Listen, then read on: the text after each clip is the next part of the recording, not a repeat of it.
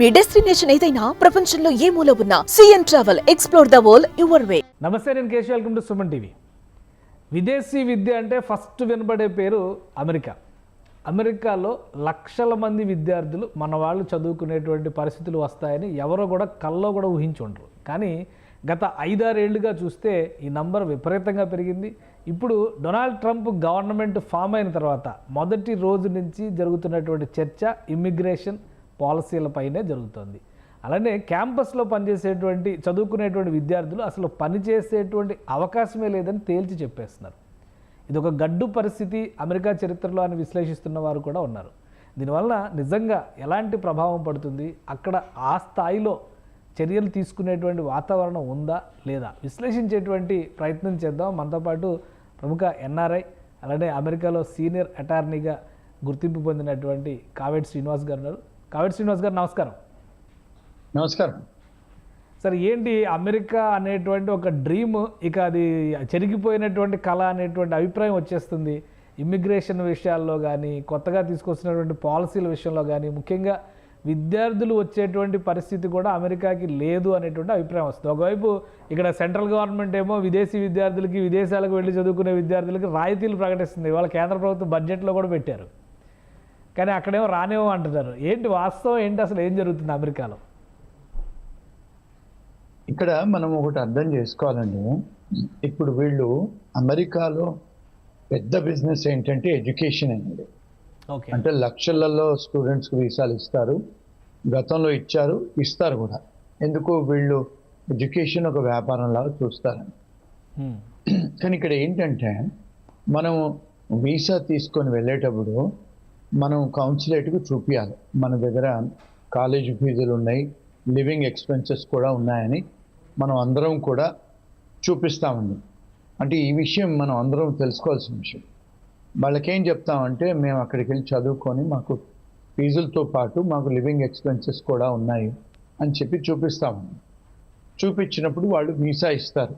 USA కానీ Canada కానీ Australia అన్ని యూరోపియన్ కంట్రీస్కి. అంటే మీరు పబ్లిక్ ఛార్జ్ అవ్వం, మేము అక్కడికి వెళ్ళి వేరే ఇల్లీగల్ పనులు చేయము, లేకపోతే గవర్నమెంట్ దగ్గర మేము ఇన్సూరెన్స్ తీసుకోము. పబ్లిక్ ఛార్జ్ అంటే ఇక్కడ సిటీ వాళ్ళు మున్సిపాలిటీ వాళ్ళు ఫుడ్ స్టాంప్స్ అని ఇస్తారండి. అంటే పావర్టీ గైడ్లైన్స్ కింద ఉన్న వాళ్ళకి భోజనాలకి వారానికి నెలకు టికెట్ కూడా ఇస్తారు మున్సిపాలిటీ వాళ్ళు, స్టేట్ వాళ్ళు. సో ఇలాంటివి మేమేమి తీసుకోము, పబ్లిక్ ఛార్జ్ అవ్వము అని చెప్పేసి వాళ్ళు నార్మల్గా మనం చూపిస్తేనే వీసాలు ఇస్తారండి.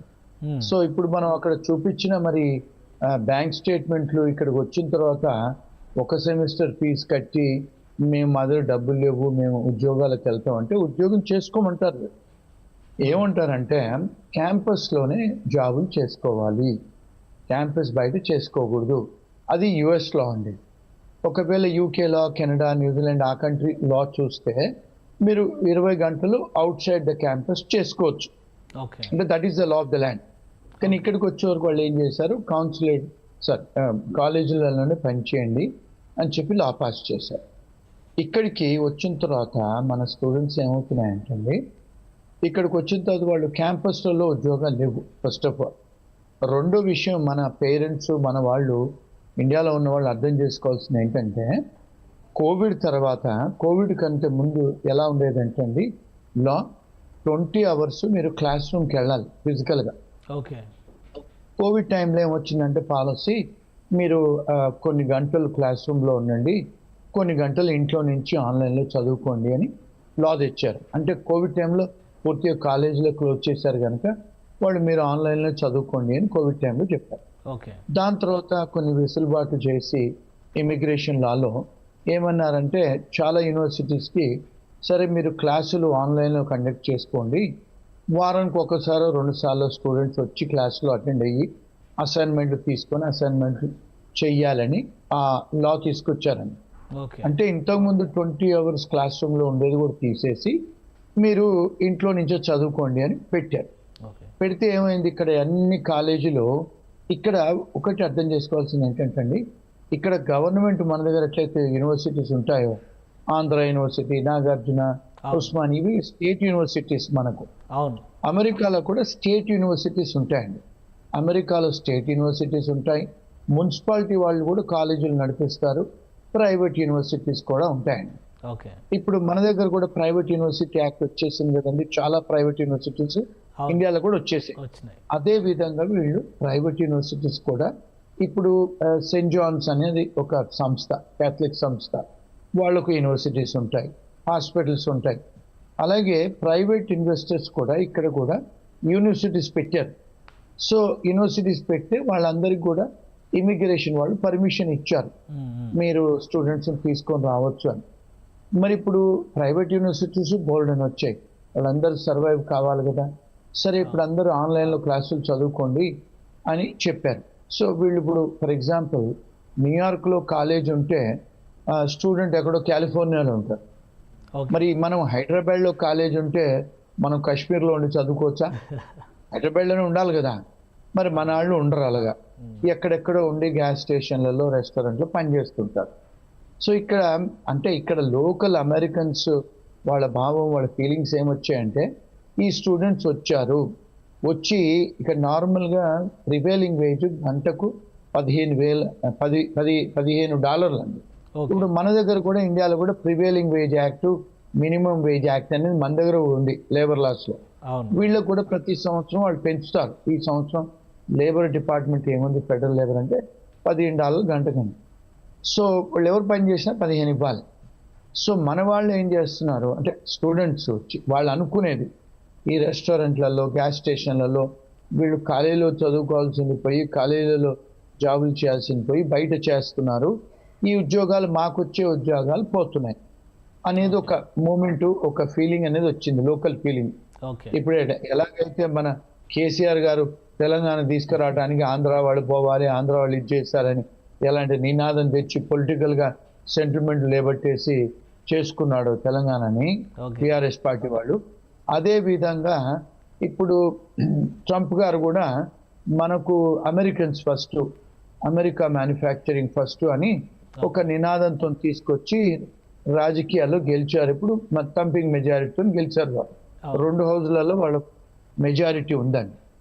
సో ఇప్పుడు మరి అమెరికన్స్ కోసం తెచ్చాడు కదా, మన అమెరికన్స్కు ముందు జాబులు రావాలి అని. సో దానివల్ల ఏం చేశాడంటే అదొక రీజన్. రెండోది ఏమైందంటే ట్రంప్ గారు మొదటిసారి ఉన్నప్పుడు తను కొన్ని మార్పులు చేశారు, కానీ తన టర్మ్ అయిపోయిన తర్వాత మళ్ళీ బైడెన్ గారు వచ్చిన తర్వాత ఈ గేట్లన్నీ ఓపెన్ చేశారండి. తను ఉన్నప్పుడు ఏం చేశారంటే ఇప్పుడు ఈ మెక్సికో నుంచి, సౌత్ అమెరికా నుంచి చాలామంది బార్డర్ క్రాస్ చేసి వస్తారు. వాళ్ళందరినీ కూడా తను ఉన్నప్పుడు అరెస్ట్ చేయించాడు. ఆ చిన్నపిల్లలతో వస్తే కూడా చిన్నపిల్లల్ని సపరేట్ చేసి, తల్లిదండ్రులను సపరేట్ చేసి చాలామంది తల్లిదండ్రులను ఆయన పంపించేశాడు, అంటే పిల్లల్ని ఇక్కడ నుంచి. సో అది చాలా పెద్ద క్రిటిసిజం అయింది. అంటే అది ఒక రకంగా ఇల్లీగల్ ఇమిగ్రేషన్ కిందకి వస్తుంది కాబట్టి మనకు ఆ ప్రాబ్లం ఉండకపోవచ్చు కదా. మన వాళ్ళు కూడా అట్లా ఇల్లీగల్గా వచ్చిన వాళ్ళు ఎవరైనా ఉంటారా? ఉన్నారండి. ఇప్పుడు ఇక్కడ ఏమైందంటే అండి, ఇప్పుడు చాలామంది స్టూడెంట్స్ కెనడాకు వెళ్ళారండి చదువుకోవడానికి వెళ్ళిన వాళ్ళు చదువుకోకుండా 8 లక్షల మంది ఇండియన్ స్టూడెంట్స్ అమెరికా బార్డర్ దాటి అమెరికాకు వచ్చేసారు. ఎట్లయితే మెక్సికన్స్ వచ్చారో మన వాళ్ళు కూడా కెనడా నుంచి బోర్డంత మంది స్టూడెంట్స్ అమెరికాకు వచ్చారు. అందులో పంజాబీ వాళ్ళు ఉన్నారు, గుజరాతీ వాళ్ళు ఉన్నారు, తెలుగు వాళ్ళు కూడా ఉన్నారు. సో మరి ఈ విషయం ఏ మీడియా వాళ్ళు కవర్ చేయరు. ఇక్కడ పేరెంట్స్ ఏం చేస్తారు, మన స్టూడెంట్స్ అన్ని అరెస్ట్ చేసి పంపించేస్తున్నారు. కానీ ఇంతవరకు మన స్టూడెంట్స్ని ఎక్కడికి వెళ్ళి వాళ్లకు హత్కడీలేసి కాళ్లకు బీడీలేసి వాళ్ళని మిలిటరీ విమానాల్లో పంపించిన దాఖలాలు ఇవ్వండి. కానీ మీడియాలో 8 లక్షల మంది బార్డర్ దాటేంత బలహీనంగా అమెరికన్ సెక్యూరిటీ సిస్టమ్ ఉందా? ఎందుకంటే ప్రపంచంలో బెస్ట్ అని చెప్పని అంటారు కదా. 8 లక్షల మంది ఇల్లీగల్గా వాళ్ళ కళ్ళు కప్పి ఆ దేశంలో చొరబడేటువంటి పరిస్థితులు ఉన్నాయా? కళ్ళు కప్పి రాలేదండి, వాళ్ళు బార్డర్స్ ఓపెన్ చేశారు. అంటే బైడెన్ గారు ఏం చేశారంటే బార్డర్ ఆయన హయాంలో ఓపెన్ చేశాడు. అక్కడే ఓపెన్ చేసి ఎంత ఓపెన్గా చేశాడంటే ఎవరైతే ఆ కంట్రీ లోపలికి బార్డర్ దాటి లోపలికి వస్తారో వాళ్లకు భోజనాలు పెట్టారు, వాళ్లకు విమానాలు ఇచ్చి న్యూయార్క్ సిటీ లాంటి సిటీలకు పంపించారు, కాలిఫోర్నియా షికాగోలకు అన్ని శాంక్చురీ సిటీస్కు పంపించారు. పంపిస్తే ఇప్పుడు వాళ్ళకి ఇక్కడ న్యూయార్క్ లాంటి సిటీలలో, షికాగోలో, కాలిఫోర్నియాలో 5 స్టార్ హోటల్ అకామిడేషన్ ఇచ్చి పెట్టారండి వాళ్ళకి. పెద్ద పెద్ద హోటళ్లలో వాళ్ళని పెట్టి వాళ్ళకు భోజనాలు ఇచ్చి ఫుడ్ స్టాంప్స్ ఇచ్చి లీగల్గా వాళ్ళకి ఎంత సలహాలు చేయాలో వాళ్ళకు అసైలం అప్లికేషన్ పెట్టాలో అన్నీ చేశారు ఆయన బైడెన్ గారి అడ్మినిస్ట్రేషన్లో. అంటే ఓపెన్ బార్డర్ పాలసీ అని పెట్టారు. దానివల్ల ఇక్కడ ఏమైందంటే మన వాళ్ళు క్రిమినల్స్ కాదండి, కాకపోతే ఇప్పుడు ఈ సౌత్ అమెరికా నుంచి డ్రగ్ కార్టల్స్ ఉంటాయి. ఇప్పుడు కొలంబియా కానీ వెనజువేలా కానీ ఇక్కడ ఉన్న పక్క ఈక్వెడోర్ దేశాలలో చాలా మంది క్రిమినల్స్ అక్కడ క్రైమ్ జరిగితే వాళ్ళందరూ కాన్విక్ట్స్ ఏం చేశారు, బార్డర్ క్రాస్ చేసి ఇక్కడికి వచ్చారండి. వాళ్ళతో పాటు భార్య పిల్లలందరూ వచ్చి ఇప్పుడు ఇక్కడ లక్షల మంది వాళ్ళు ఉన్నారు ఇక్కడ. అంటే సౌత్ అమెరికన్స్, స్పానిష్ వాళ్ళ మీద వారెంట్స్ అయ్యి కేసులు అయ్యి ఇక్కడ డిప్యూటేషన్ ఆర్డర్ అయిన వాళ్ళు వీళ్ళని తీసుకుపోయి బయటపడేసేది లేదు. ఎప్పుడైతే ఒబామా గారు ఉన్నారో అప్పుడు చాలా మందిని డిపోర్ట్ చేశారు. ఈయనప్పుడు డిపోర్టేషన్ తగ్గిపోయింది. వాళ్ళందరినీ పట్టుకొని పంపిస్తున్నారు ఫస్ట్ తన పాలసీ. సో అంటే ఇక్కడ ఎక్కువగా మన వాళ్ళు ఆందోళన చెందుతుంది ఏంటంటే ఇక మీదట అమెరికా రావాలన్న విద్యార్థులు ముఖ్యంగా, మిగతా వాళ్ళందరినీ పక్కన పెడితే మేజర్ ప్రాబ్లం ఏంటంటే ఎడ్యుకేషన్ కోసం అమెరికా రావాలంటే ఇక అది చాలా కష్టమైనటువంటిది, అమెరికా వెళ్ళకపోవడమే బెటర్, అక్కడికి వెళ్తే చాలా కష్టాలు పడే పరిస్థితి ఉంది అనేటువంటి అభిప్రాయాలు వస్తున్నాయి. నిజంగా అటువంటి ప్రాబ్లమ్స్ ఉన్నాయా, లేదా ఇలా కేవలం ఇల్లీగల్గా వచ్చిన వాళ్ళు పడుతున్నటువంటి ఇబ్బందులే ఎక్కువ మీడియాలో ప్రొజెక్ట్ అవుతున్నాయా? ఇప్పుడు ఇక్కడ 2 prong టెస్ట్ అండి. ఇప్పుడు ఫస్ట్ అమెరికా రావాలనుకుంటే వాళ్ళు స్టూడెంట్ వీసాలు ఇస్తారు. కాకపోతే ట్రంప్ గారు వచ్చిన తర్వాత కొంత ఎన్ఫోర్స్మెంట్ బాగా గట్టిగా జరుగుతుంది.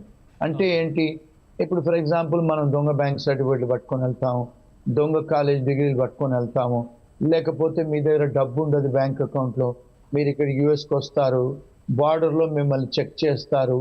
కొన్నిసార్లు మన వాళ్ళు అక్కడ వీసా రాగానే ఇక్కడ ఫ్రెండ్స్ దగ్గర నాకు ఉద్యోగం చూడు బాబాయ్ అన్నయ్య అని చెప్పి టెక్స్ట్ మెసేజ్లు పెడతారు, ఈ ఫేస్బుక్లలోకి వెళ్ళి గెలుపుతారు. ఇవన్నీ కూడా మన ఫోన్లలో ఉంటాయండి. వాళ్ళు బార్డర్లో వచ్చినప్పుడు ఇవన్నీ చెక్ చేస్తున్నారు. అంటే H1 వీసా వాళ్ళనే కానీ లేకపోతే స్టూడెంట్ వీసాలే కానీ ఈవెన్ విజిటర్ వీసాలను కూడా చెక్ చేస్తున్నారు.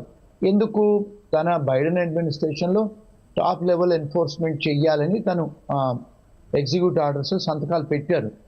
మరి రాజు ఏం చెప్తే ప్రజలు అదే చేయాలి కదండి. సో వాళ్ళు సీరియస్గా ఎన్ఫోర్స్ చేస్తున్నారు. ఆ ఎన్ఫోర్స్మెంట్లో ఎవరైతే ఇల్లీగల్గా వచ్చి ఇల్లీగల్ పనులు చేయాలో, లేకపోతే ఇక్కడికి వచ్చి కాలేజీ కాదు మేము ఉద్యోగం చేయడానికి వస్తాం అనుకున్న వాళ్ళకి డెఫినెట్గా ఇబ్బందులు ఎదుర్కొంటున్నారు. సో అది కాకుండా లీగల్గా వచ్చే వాళ్ళకు డెఫినెట్గా అమెరికాకు పెద్ద బిజినెస్ ఎడ్యుకేషనే కనుక ఎవరైతే నిజంగా చదువుకొని వాళ్ళు ఇక్కడ చదువుకొని సిపిటీలు ఓపీటీలు ఉద్యోగాలు చెయ్యాలి లీగల్గా అనుకున్న వాళ్ళకి ఇబ్బందులు ఉండవండి. అంటే మీరు you have to follow the law ఒకటండి. ఇప్పుడు ఈ H1B వాళ్ళు కూడా కొంతమంది డిపోర్ట్ అవుతున్నారు. ఇది చాలా మందికి, మన పేరెంట్స్కు మన ఫ్యామిలీకి మీడియా వాళ్ళకు తెలియని విషయం ఏమిటి అంటే ఇక్కడ 87% ఐటీ కంపెనీలు మన తెలుగు వాళ్ళు మన ఇండియన్సే రన్ చేస్తారండి అమెరికా మొత్తంలో. ఇప్పుడు మీరు చూసుకుంటే గూగుల్ CEO ఇండియనే, మైక్రోసాఫ్ట్ CEO ఇండియనే. మరి వీళ్ళను మరి ఎందుకు చేస్తారండి? పెప్సీ ఇలాంటి పెద్ద పెద్ద కంపెనీస్కి CEOలు ఎందుకు చేస్తారు చెప్పండి ఇండియన్స్ని? అంటే మన మీద రెస్పెక్ట్ ఉండే కదా. ఇప్పుడు చూడండి వైస్ ప్రెసిడెంట్ భార్య కూడా ఇండియనే. ఇప్పుడు మళ్ళీ FBI డైరెక్టర్గా కూడా ఇండియన్నే పెడతా అంటున్నాడు ఆయన, ఏది కీష్ పటేల్ని. మరి ఆయన ఇండియనే కదా, గుజరాతీ అతను. ఇప్పుడు తులసిని ఆమెను వేరే ఒక గవర్నమెంట్ డిపార్ట్మెంట్కు కన్ఫర్మేషన్ అవుతుంది. మరి భారతదేశస్తులకు ఇంత ఇంపార్టెన్స్ ఇచ్చి ఆయన మినిస్ట్రీలోనే ఆయన విసులుబాటు చేస్తే, ఇప్పుడు ఆయన రామన్ ఉన్నారు, ఆయన వాళ్ళందరికీ కూడా ఇంపార్టెంట్ పొజిషన్స్ ఇచ్చి మరి మనకు వాళ్ళకి ఇచ్చి ఇంత పెద్ద పెద్ద కంపెనీకు CEOలుగా చేస్తున్నారే తెల్లవాళ్ళని కాకుండా మన వాళ్ళని, మన వాళ్ళ మీద రెస్పెక్ట్, మన వాళ్ళ మీద క్యాలిబరు, మన నాలెడ్జ్ ఉందనే కదా చేస్తున్నారు. మరి 87% ఐటీ కంపెనీస్ నడిపించే వాళ్ళు మొత్తం ఒక్కొక్క ఐటీ ప్రోగ్రామరు 1.5 కోటి సంపాదిస్తున్నారు కదండి H1B వచ్చిన వాళ్ళు. మరి 87% మన వాళ్ళే ఉన్నారు ఈ దేశంలో. మరి ఒకవేళ మన మీద వాళ్ళు చూపించేదంటే ఉక్కు పాదము, మనకెందుకు ఆపర్చునిటీ ఇస్తారు చెప్పండి? డాక్టర్స్ ఉన్నారు, ఐటీ కంపెనీ ఓనర్స్ ఉన్నారు, అకౌంటింగ్ ఫర్మ్స్ వస్తున్నాయి, ఇప్పుడు ఈవెన్ నర్సెస్ కూడా వస్తున్నారు మన వాళ్ళు, ఈవెన్ హోటళ్లలో కూడా పనిచేసే వాళ్ళు J1 మీద వస్తున్నారు, అందరూ వస్తున్నారు. రైట్ అంటే లీగల్ గా వచ్చి పని చేసుకునే వాళ్ళకు అంత బానే ఉంది. రైట్. కానీ ఎక్కడైతే కావేటి శ్రీనివాస్ గారు మీరు ఏం సలహా ఇస్తారు ఇప్పుడు అమెరికా రావాలనుకుంటున్నటువంటి స్టూడెంట్స్కి, ప్లస్ అమెరికాలో ఉండి ఇబ్బంది పడుతున్నాం అనుకునేటువంటి వాళ్ళకి ఇచ్చేటువంటి సొల్యూషన్ కానీ, సలహా కానీ, పరిష్కార మార్గాలు కానీ ఏంటి? లీగల్ గా రావాలండి, చదువుకోవడానికి రావాలి, ఫీజులు కట్టడానికి పరిస్థితి ఉంచుకోవాలి, కాలేజీలలో జాబులు ఎత్తుక్కోవాలి. కొన్నిసార్లు ఇక్కడ ప్రొవిజన్ కూడా ఉందండి ఇమిగ్రేషన్ లాలో, వాళ్ళకు ఒకవేళ ఆర్థిక ఇబ్బందులు జరిగితే కాలేజ్తో డిస్కస్ చేసి ఈవెన్ వర్క్ పర్మిట్ కూడా అప్లికేషన్ పెట్టుకోవచ్చండి. ఆ ప్రొవిజన్ ఉంది, అంటే బయట ఉద్యోగాలు చేయటానికి ఆ ప్రొవిజన్ ఉంది. రెండోది ఏంటంటే ఈ H1B వచ్చే వాళ్ళు ఇల్లీగల్గా ఆ డాక్యుమెంట్స్, వర్క్ ఎక్స్పీరియన్స్ లెటర్లు ఇల్లీగల్గా రెజ్యూమేలు చేసుకోకుండా లీగల్గా వచ్చేటట్టయితే వాళ్ళకు బాగానే ఉందండి. మూడోది ఏంటంటే ఇక్కడ డెఫినెట్గా అమెరికా పెద్ద దేశము, education best in the world, even IT కూడా best in the world, medicine కూడా బెస్ట్, అన్ని ఈ డెఫినెట్గా వాళ్ళు లీగల్గా చేసుకునే ఉంటే రావచ్చు, వచ్చి జాగ్రత్తగా చేసుకోవచ్చు అండి. అది మూడోది ఏంటంటే నో యువర్ రైట్స్, మన అర్హతలు హక్కులు ఏంటి తెలుసుకోండి, రాకముందే ఆన్లైన్లో రీసెర్చ్ చేసుకొని రావాలండి. ఇక్కడికి వచ్చిన తర్వాత అయ్యో నాకు తెలియదు, I don't know the law అంటే ignorance of law is not excuse అండి. డెఫినెట్గా అవన్నీ జాగ్రత్తలు తీసుకొని వస్తే డెఫినెట్గా ఫ్యూచర్ ఉంది. ఎందుకంటే వీళ్ళు ఇప్పుడు ఎకానమీ కూడా పెరుగుతుంది మళ్ళా, కానీ వచ్చిన తర్వాత స్టాక్ మార్కెట్ పెరిగింది, ఇప్పుడు ఉద్యోగాలు కూడా వస్తున్నాయి. ఇప్పుడు చాలా మంది ఇల్లీగల్ వాళ్ళని తీసేస్తే లీగల్ వాళ్ళకు ఉద్యోగాలు ఉంటాయి కదండి. ఇప్పుడు చాలా మంది ఇల్లీగల్ వాళ్ళు వెళ్ళిపోతున్నారు కూడా. సో ఉద్యోగాలు డెఫినెట్గా ఉంటాయి, మంచి జాబులు ఉంటాయి, మంచి లీగల్గా జాబులు చేస్తే ఉంటాయి. ఎవరన్నా మరి ఇప్పుడు ఆల్రెడీ స్టార్ట్ అయిపోయింది కదా, అడ్మినిస్ట్రేషన్ ఎలా ఉంది ఓవరాల్గా? ట్రంప్ అడ్మినిస్ట్రేషన్ చాలా మంది ఆందోళన చెందుతూ ఉన్నారు ఇండియన్స్. ఏదో అంటే మీరు అన్నట్టుగా ఇల్లీగల్ లీగల్ ఆ వేరియేషన్ ఎప్పుడూ ఉంటుంది, బట్ ఓవరాల్గా మనల్ని పంపించేస్తారేమో, మనకు అవకాశాలు తగ్గిపోతాయేమో అనుకునేటువంటి ఆందోళన కానీ అలాంటి పరిస్థితులు కానీ ఉన్నాయి. ఎందుకంటే చాలామంది గ్రీన్ కార్డు అప్లై చేస్తున్న వాళ్ళు రావేమో, ఇక ఎవరేమో H1B తగ్గించేస్తారేమో, ఇట్లాంటి భయాలు ఉన్నాయి. వాటి పరిస్థితి అవునండి. H1Bలో ఈ సంవత్సరము చాలా స్ట్రిక్ట్ ఎన్ఫోర్స్మెంట్ చేస్తా అంటున్నారు, ఆ పాలసీతో వచ్చింది. ఎవరైతే H1B కంపెనీ ఓనర్లు డబ్బులు తీసుకొని స్పాన్సర్ చేస్తారో లేకపోతే ఇల్లీగల్ చేస్తారో అవన్నిటికీ వాళ్ళు వచ్చి చెక్ చేస్తా అంటున్నారు. వాళ్ళ ఆఫీసులకు వచ్చి చాలా స్ట్రిక్ట్గా ఉంటుంది. సో జాగ్రత్తగా లీగల్గా చేసుకుంటే I don't see any problem అండి. రెండోది ఏంటంటే నో యువర్ రైట్స్. కొన్నిసార్లు ఎయిర్పోర్ట్లలో జాగ్రత్తగా ఆన్సర్స్ ఇవ్వాలి. వచ్చిన తర్వాత కూడా వాళ్ళు వచ్చి ఒకవేళ ఇమిగ్రేషన్ వాళ్ళు వచ్చి స్టూడెంట్స్ను పట్టుకునే పరిస్థితులు ఉంటే వాళ్ళు రైట్ టు రిమైన్ సైలెంట్ ఉంది. ఇమిగ్రేషన్ విషయాలు చెప్పే అవసరం లేదు. ఆ ఇమిగ్రేషన్ వాళ్ళకి మంచి లాయర్లను సంప్రదించాలి, తెలుసుకోవాలండి. అంటే if they are by the law డెఫినెట్గా ఇప్పుడు చాలాసార్లు మన స్టూడెంట్స్ ఏంటంటే డ్రింక్ అండ్ డ్రైవింగ్ చేసుకుంటూ పట్టుపడతారు. మరి అలాంటప్పుడు ఇబ్బందులు అవుతాయి. వాళ్ళు మొన్న ఒక క్లయింట్ ఫోన్ చేసి డ్రింక్ అండ్ డ్రైవ్ చేస్తున్నాడు, పోలీసుడు ఆపాడు. ఆపితే వాడు ఈవెన్ ఇమిగ్రేషన్ స్టేటస్ అడిగాడు, స్టూడెంట్ వీసా అంటే వాడు ఎక్కడో ఇంకొక క్లయింట్ ఒక గ్యాస్ స్టేషన్లో పనిచేస్తున్నాడు, వచ్చి వాళ్ళు లిక్కర్ అమ్మితే పట్టుకున్నారు. అడిగారు నీకు రైట్ టు వర్క్ ఉందా అంటే లేదంటే వాడు ఈవెన్ ఆ టికెట్లోనే రాశాడు నో వర్క్ పర్మిట్ ఉందని, నో వర్క్ పర్మిట్ అని. ఇలాంటి అయినప్పుడు మళ్ళీ వాళ్ళు ఇమిగ్రేషన్ తెలుపుతారు కదండి. సో ఇలాంటి చిన్న చిన్న మిస్టేక్స్ చేసుకోకుండా ఉంటే దే కెన్ బి ఓకేనండి. అంటే అంత లాలెస్నెస్ ఏం లేదు, బట్ డెఫినెట్గా ఇల్లీగల్ వాళ్ళని పట్టుకుంటున్నారు. ఎవరికైతే వారెంట్స్ ఉన్నాయో వాళ్ళ మీద కేసులు ఉన్నాయో స్పానిష్ వాళ్ళ మీద బాగా టార్గెట్ చేస్తున్నారు, పట్టుకొని వాళ్ళని రిపోర్ట్ చేస్తున్నారు. Right. Thank you Kaveti Srinivas గారు న్యూయార్క్ నుంచి అప్డేట్స్ ఇచ్చినందుకు. ఇది అమెరికాలో పరిస్థితి, ఇక్కడ జరుగుతున్నటువంటి ఆందోళనకి సంబంధించి కావేటి శ్రీనివాస్ గారు ఒక క్లారిటీ ఇచ్చారు. ఇల్లీగల్గా వచ్చిన వాళ్ళు, ఇల్లీగల్గా పని చేయాలని ప్రయత్నం చేస్తున్న వాళ్ళు మాత్రమే ఇబ్బంది పడుతున్నారు, మిగతా అంతా కూడా సవ్యంగానే ఉంది. అలానే అడ్మినిస్ట్రేషన్లో ట్రంప్ భారతీయులకి చాలా ప్రాధాన్యం ఇస్తున్నటువంటి పరిస్థితి ఉంది. ప్రధానంగా గత బైడెన్ ప్రభుత్వం తీసుకున్నటువంటి నిర్ణయాలను సరిచేసేటువంటి క్రమంలోనే ఇమిగ్రేషన్ పాలసీల విషయంలో స్ట్రిక్ట్ ఎన్ఫోర్స్మెంట్ జరగబోతుంది. అలానే రాబోయే రోజుల్లో H1B వీసాలకు సంబంధించి కానీ, స్టూడెంట్ వీసాలకు సంబంధించి కానీ నిబంధనలు కఠినతరం చేస్తారు. అక్కడికి వెళ్లే ముందే నియమాలు, ల్యాండ్ లాస్ కూడా తెలుసుకుంటే ఎలాంటి సమస్యలు రావు, ఇగ్నోరెన్స్ అనేదాన్ని యాక్సెప్ట్ చేసేటువంటి పరిస్థితి ఉండదు అని హెచ్చరిస్తున్నారు. సో అమెరికాలో ఉన్నటువంటి తెలుగు వాళ్ళు అప్రమత్తంగా ఉండాలి, చట్టాల గురించి తెలుసుకోవాలి, అలానే వైలేషన్స్ విషయంలో జాగ్రత్త వహించాల్సినటువంటి అవసరం ఉంటుంది. ఇక అమెరికా వెళ్ళాలని ఆశించే వాళ్ళు ముఖ్యంగా ఫైనాన్షియల్ స్టేటస్ పైన ఫోకస్ పెట్టాలి. అక్కడికి వెళ్ళి ఏదో ఒక ఉద్యోగం చేసుకుందాం అనేటువంటి వాతావరణం ఉండకపోవచ్చు. క్యాంపస్లో దొరికేటువంటి జాబ్స్ మినహా మిగతా అవకాశాలు చాలా తక్కువగా ఉంటాయనే విషయాన్ని అర్థం చేసుకున్న తర్వాతే అమెరికా ప్రయాణానికి ప్రణాళిక వేసుకోవాల్సిన అవసరం ఉందని కావేటి శ్రీనివాస్ గారి మాటలను బట్టి అర్థమవుతుంది. ఇది స్పెషల్ డిస్కషన్. Keep watching.